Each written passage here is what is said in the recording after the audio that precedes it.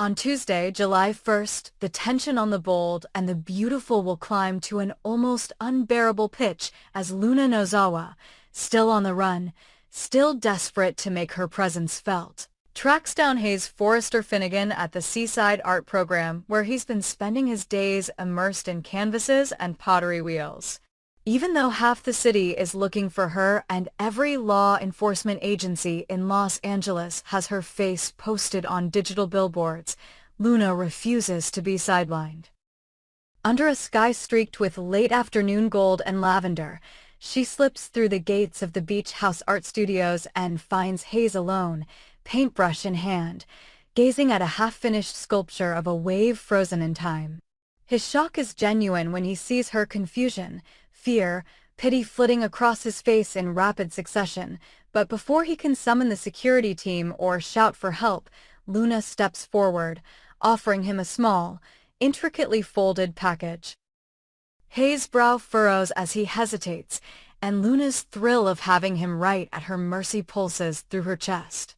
She toes the sand, her voice low and urgent as she urges him to take what she calls a gift, a second origami design, this time heavier, more complex, creased and folded with a kind of manic precision.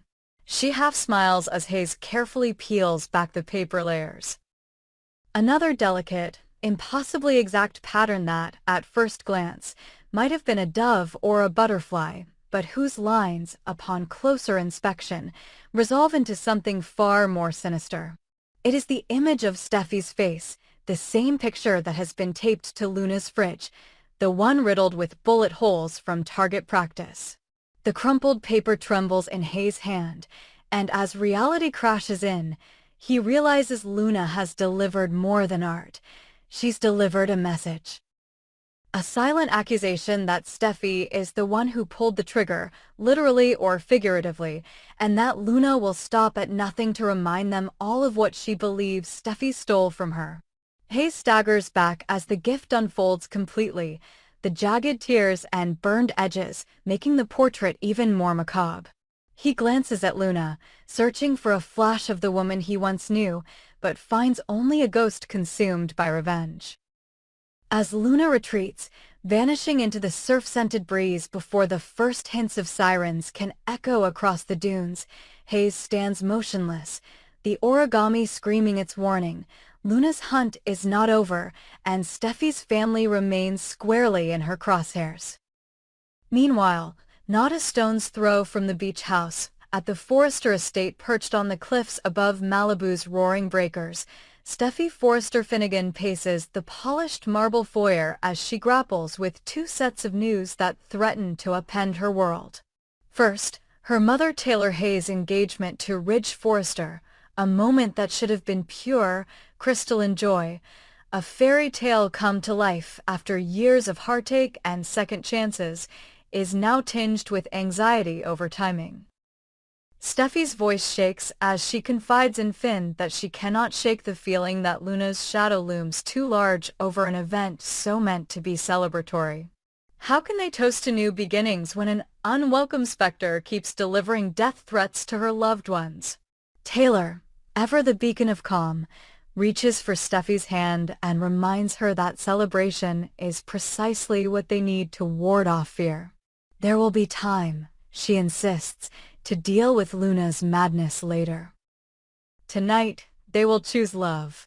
But in the depths of Steffi's worry lies another layer of dread, Brooke Logan. Steffi recounts to Finn how Brooke, once the rock upon which the Forrester women leaned, has been unsteady of late, rumors of late-night drinking, hushed arguments in the shadows of Il Giardino, and the specter of Brooke's old rage flaring at the thought of Ridge pledging himself to someone else. Steffi imagines Brooke swaying at the altar, clutching a champagne flute, the glass cracking in her hand as she lunges for Ridge's arm, demanding he reconsider. Finn, torn between his loyalty to his wife and his deep-rooted affection for Brooke, can offer no certainty. He merely squeezes Steffi's hand and vows to shield her from whatever storm may come. As dusk falls and the estate transforms into a dreamscape of twinkling lights and the soft swell of a string quartet tuning up for rehearsal, Taylor slips away to Ridge's study. There, in the hush before the storm, she finds him poring over sketches of bridesmaid dresses and blueprints for a custom ring box engraved with their initials and the date July 1st, 2025. They exchange a tender smile, the promise of forever reflected in Ridge's eyes. He tells Taylor that no shadow, no threat, no ghost from the past has the power to dim what they share, yet both know the truth.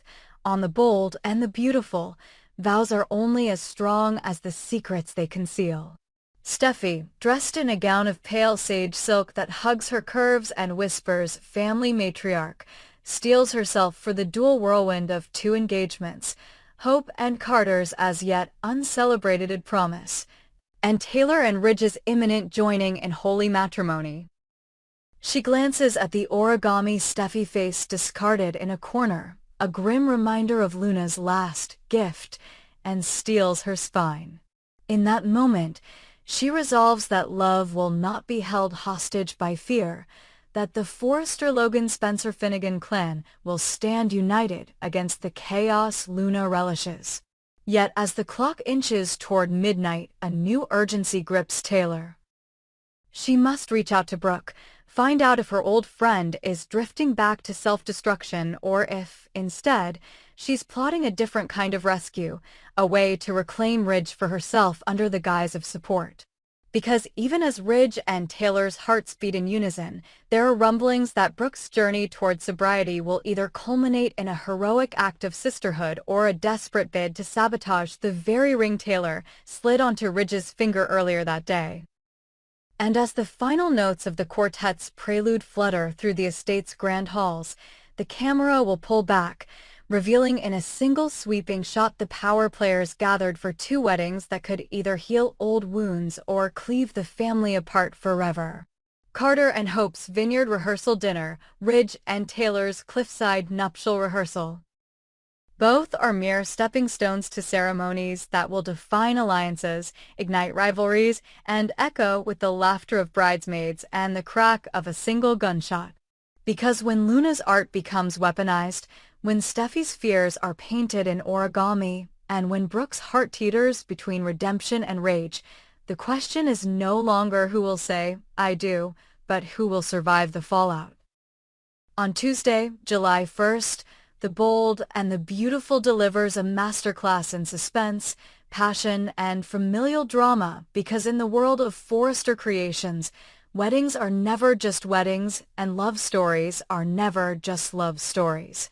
They are battlegrounds where every kiss, every tear, and every folded piece of paper can become the instrument of fate. Taylor Hayes and Ridge Forrester's engagement has set the fashion world and the Forrester family abuzz in a way few storylines have managed in recent memory. The elegant proposal took place in the sun-drenched courtyard of Il Giardino, where Ridge, clad in a crisp linen shirt and tailored slacks, sat across from Taylor, whose serene smile belied the turmoil churning within her heart. He had just assured her once more, as he often had before, that his love for her was unwavering and that he saw their future hand in hand, yet Taylor knew better than to take words at face value until they were bound by a promise sealed in gold. Ridge's mind, she sensed, still wandered to the ghost of his former passion, Brooke Logan, whose name alone could send a flicker of tension through any room he occupied. Taylor, ever attuned to the subtleties of Ridge's moods, could not shake the suspicion that her fiancé still harbored a soft spot for Brooke, even as he stood on the cusp of a new chapter with her. She swallowed hard, letting a moment's silence stretch between them before slipping the delicate band from her own jewelry box, a ring she had once received long ago, its diamonds catching the midday sun, and, with a steady hand and a trembling voice, asked Ridge to be her husband.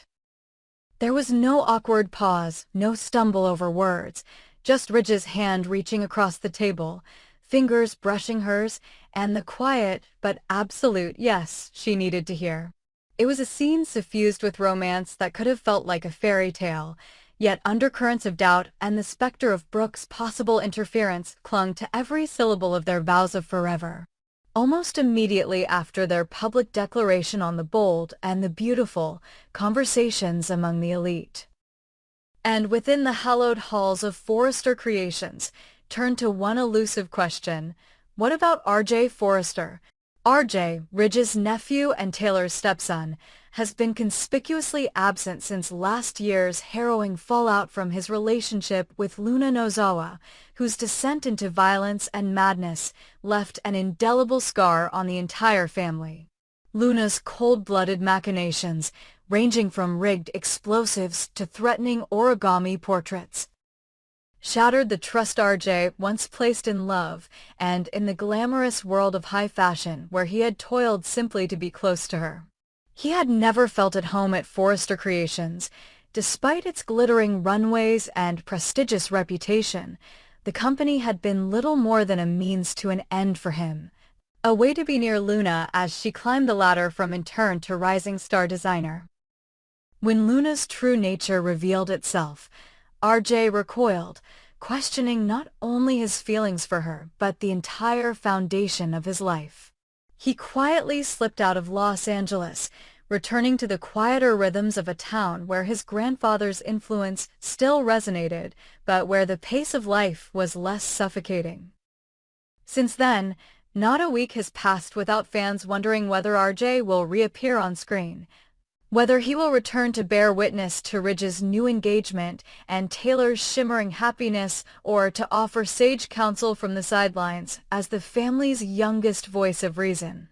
Taylor herself dropped the first hint that R.J.'s perspective still mattered to her when she spoke of his reaction to the engagement. She admitted, with characteristic frankness, that she hoped R.J. would approve of her and Ridge's union. After all, Ridge had chosen to leave Brooke Logan, a woman whose name still lit up the room with old passion, to embrace a future with Taylor, and suggesting they all move into the Spencer Beach house seemed, at the time, like a perfect symbol of blending past and present. That very beach house, now repurposed as a temporary art school by the raging creativity of its eclectic students, had become a monument to change and renewal. But with R.J. absent, the logic and balance he once provided is sorely missed. Who else could remind Ridge of the consequences of a broken heart better than his own flesh and blood, whose own faith in love had been tested and nearly broken? With wedding bells on the horizon, the question looms larger than ever. Will R.J. return to lend his voice of reason to the celebration, or to warn them of the pitfalls that lie ahead?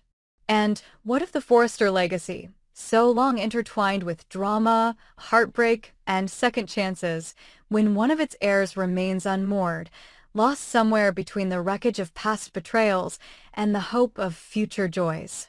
As Taylor and Ridge move forward, tentatively planning their ceremony amid the soaring ceilings and crystal chandeliers of Forrester Creations' newest flagship boutique, where every gown will be modeled against a backdrop of rose petals and soft ivory drapery, each detail of the wedding is imbued with symbolism. The floral arrangements, envisioned in shades of pale blush and ivory, nod to the delicate power of Taylor's compassionate nature.